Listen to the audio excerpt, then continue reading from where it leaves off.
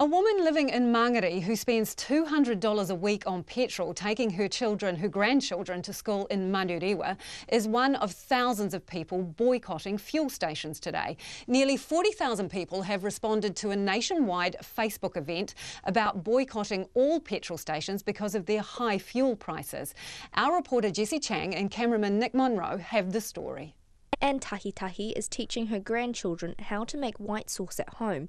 It's a Friday and they should all be at school, but there was little fuel in the car this morning when they woke up, and school wasn't an important enough reason to break the boycott. Well, to be quite honest, I never used to really think about it. You know, you just did it like everybody else. You just turn off and just keep getting petrol because you need it. You have to have it.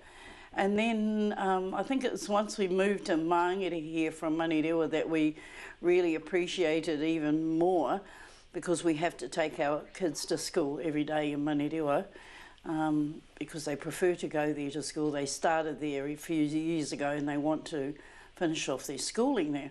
So it's become a bit of a mission with the cost of petrol. So yeah, it's getting on my nerves. Yeah, I mean, how much are you spending on petrol a week? We're spending about 200, maybe plus.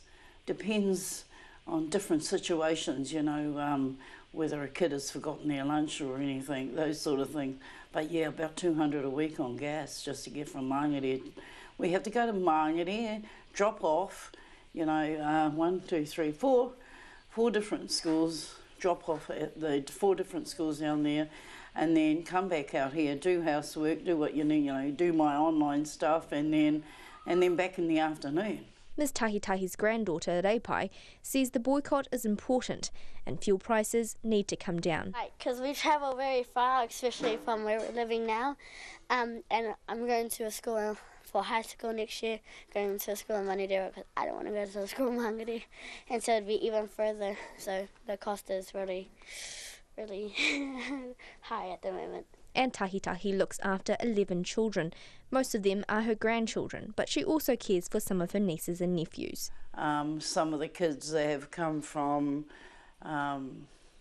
say, my siblings who haven't got along with their parents, and, you know, the kids have just rocked up at 12 years old, knocked on the door. Oh, Auntie, can I live with you? I'm like, oh, what's happened? Well, I'm not getting on with Dad. I'll go, okay, come in. And those sort of things, you know, it's about whānau and it's about taking care of them when they need to be.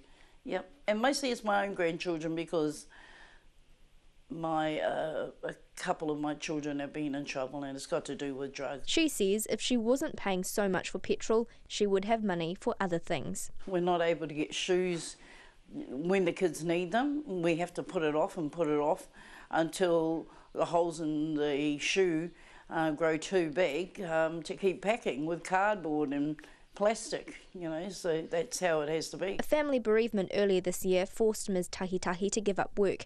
She says now, after all the bills are paid, she has between $260 to $320 for food. And that means Ms Tahi has to be creative with meals. They have to finish off last week's, okay, so there's not much in there, but they've got to finish it off right down to, and whatever the crumbs are left in the bottom, we make the Weet-Bix biscuits.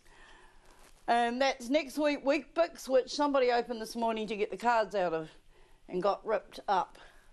And so we have the dolmios for the mince, we have the pastas and rice, and lots of bread, you know, you can't go without, it's a staple bread. And Tahi says since the government implemented the regional fuel tax for Auckland, the family has been struggling.